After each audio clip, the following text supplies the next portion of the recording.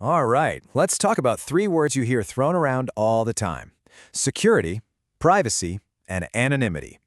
Now, they sound like they should be the same thing. They feel connected, but you know what? They are absolutely not the same. And honestly, getting them mixed up can lead to some really serious problems. I mean, come on, let's be real. This is what most of us think, isn't it? If your stuff is secure, then your life must be private. If you're anonymous, then of course you're secure. It just feels right. But the reality is way, way more complicated than that. So that's exactly what we're going to do in this explainer. We are going to cut right through all that confusion. We'll nail down what each of these ideas really means, look at what happens when they fail spectacularly, and then give you some real tools you can use to protect yourself across the board. Okay, let's get right into it. Section 1, defining the difference. You know, getting this foundation right is everything, because you just can't protect what you don't really understand. First up, security. I want you to think of security like it's the walls, the locks, and the alarm system for your digital life. It's all about one thing: protecting your systems from outside threats. This is your antivirus software, your firewalls, your encryption, basically building a fortress. Okay, next up is privacy. Now, if security is the walls of your house, privacy is about what happens inside the house.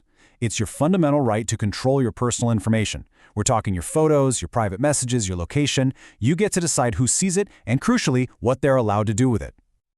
And finally, we have anonymity. And this is a totally different ballgame. Anonymity isn't about protecting your house or what's inside it. It's about making it so nobody even knows you're there in the first place. The entire goal is to be a ghost, to be completely untraceable. So, if you're going to remember one thing from this section, let it be this slide right here. It's the simplest way to think about it. Security is all about protecting the system. Privacy is about protecting the data. And anonymity, that's about hiding the person. Three totally different missions. So why do we need to be so picky about these definitions? Well, because when one of these pillars crumbles, the fallout can be absolutely massive. So let's take a look at a few real-world examples of what happens when it all goes wrong. You probably remember this one, the Equifax breach. This was a textbook, just catastrophic failure of pure basic security. The digital walls they built around their systems just came crashing down. And the reason why is just staggering for a company that big. They simply failed to install a software patch for a security hole they already knew about. I mean, that is the digital equivalent of leaving the front door of the bank vault wide open with a sign on it. Of course, attackers walked right in. A classic, brutal security failure. Now, let's switch gears and talk about a privacy failure. The whole Facebook Cambridge Analytica scandal wasn't really a hack in the way we usually think of it. Facebook systems themselves were actually secure. The walls held up. The failure here was about data rights. Users gave away their data for, say, a fun personality quiz, and they completely lost control over it. Their private information was scooped up and used for political profiling, something they never, ever agreed to. That is a fundamental breakdown of privacy. And for our last case study, let's look at a failure of anonymity. The Silk Road was this infamous marketplace on the dark web, and its entire existence was built on one promise: completely untraceable, anonymous transactions. But here's the thing. Even with super powerful tools like the Tor network, the person running it made mistakes. We're talking tiny, seemingly harmless slip-ups with metadata and server settings.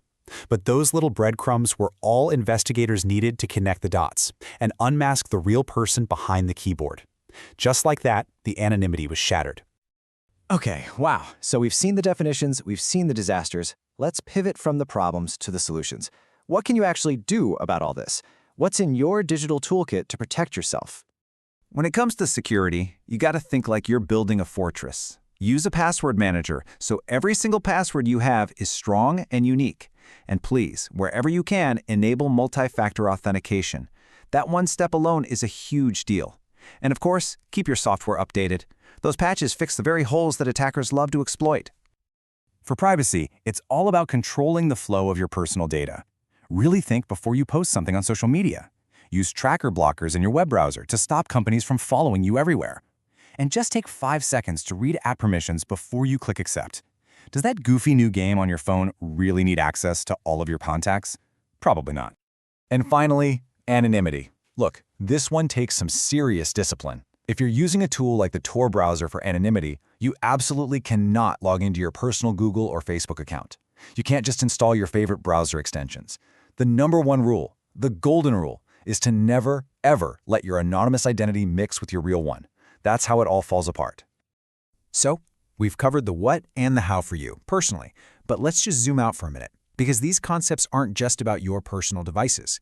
They are, quite literally, the foundational pillars of our entire digital world. And what's so fascinating is how all these ideas are in a constant tug of war with each other. I mean, just look at this. You have ethical hackers who are paid to test and sometimes break security. You've got digital forensics experts whose entire job is to break anonymity to find criminals. And then you have compliance teams enforcing privacy laws like GDPR, which puts rules on what everyone else can do. It's this constant push and pull that shapes our entire digital society.